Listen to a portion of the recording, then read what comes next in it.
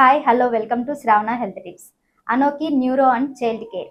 Consultant Pediatrician and Neonatologist Dr. Sushma గారితో ఉన్నాము. Hi madam. నమస్తే శ్రావణి గారు. Hi, I'm doctor Sushma, consultant paediatrician neonatologist, Anoki neuro and child care. తల్లిపాలు ఎన్ని నెలల వరకు అండ్ ఎన్ని సంవత్సరాల వరకు ఇవ్వాలి మేడం? శ్రావణి గారు, తల్లిపాలు ఎంత సమయం ఇవ్వచ్చు అనేది చాలా తల్లులు అడిగే క్వశ్చన్. ఎప్పుడు ఆపొచ్చు, ఎంతవరకు ఇవ్వచ్చు అని. తల్లిపాలు పుట్టిన వెంటనే మొదలుపెట్టి 6 నెలల వరకు, పిల్లలు 6 నెలలు పూర్తయ్యే వరకు, 6 నెలలు పడడం కూడా కాదు, 6 నెలలు పూర్తయి 7వ నెల వచ్చే వరకు కేవలం తల్లిపాలు మాత్రమే ఇవ్వాలి. తల్లిపాలు కాకుండా ఈవెన్ మంచినీరు కూడా ఇవ్వాల్సిన అవసరం లేదు. ఎంతవరకు ఇవ్వచ్చు అంటే WHO రికమెండెడ్ 2 సంవత్సరాల వరకు తల్లిపాలు ఇవ్వచ్చు. కానీ తల్లి బిడ్డ కంఫర్టబుల్ ఉన్నారు, తల్లి ఇంకా ఇవ్వాలనుకుంటుంది అంటే తల్లి బిడ్డ కంఫర్టబుల్ ఉన్నంత కాలం, ఈవెన్ 5 years వరకు కూడా ఇవ్వచ్చు.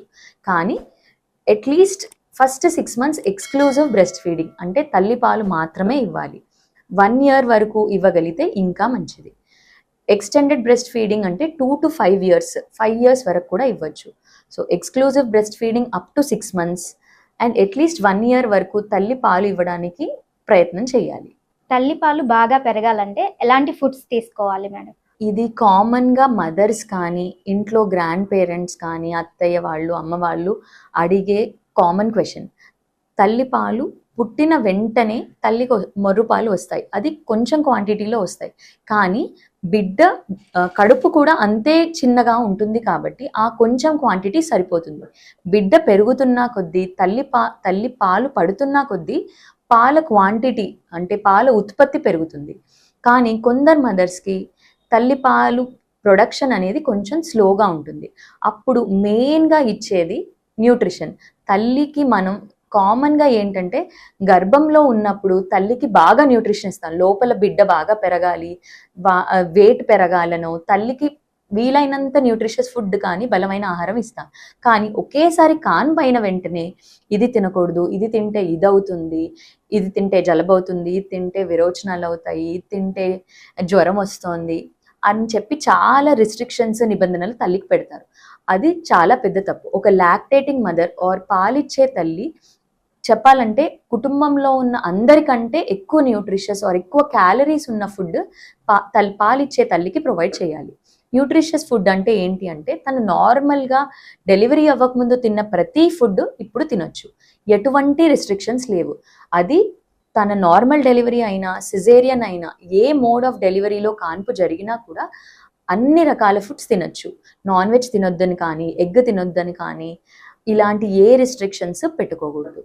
న్యూట్రిషియస్ ఫుడ్ అంటే ప్రతి కాయగూరలు, నాన్ వెజ్, ఎగ్స్, ఫ్రూట్స్, అన్ని పోషక విలువలు మనకు నార్మల్గా లభించే ప్రతి ఒక్క ఫుడ్ని తల్లికి పెట్టవచ్చు. And one more important thing ఏంటంటే తల్లి పాలలో 70 నుంచి 80% నీరు మాత్రమే ఉంటుంది. సో తల్లికి వీలైనంత వాటర్ ఇంటేక్ ఇవ్వాలి. రోజుకి దాదాపు 2 నుంచి 3 లీటర్ల వాటర్ తాగితే పాల ఉత్పత్తి పెరుగుతుంది. తర్వాత నీళ్ల తర్వాత పోషకమైన ఆహారం, ఈ 2 ఇవ్వగలిగితే తల్లికి పాలు బాగా పెరుగుతాయి.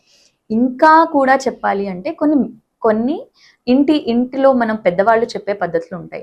వాము తినడం కానీ, మెంతులు తినడం కానీ, ఇలాంటివి పెంచుతాయి. అది కానీ ఏదైనా లిమిటెడ్ క్వాంటిటీలో తినాలి. పాలు ఉత్పత్తి అవుతాయని వెల్లుల్లే పెట్టడం, దొండకాయ తింటే పాలు పెరుగుతాయని కేవలం దొండకాయే పెట్టడం, వెల్లుల్లి కారమే పెట్టడం, ఇది కాదు.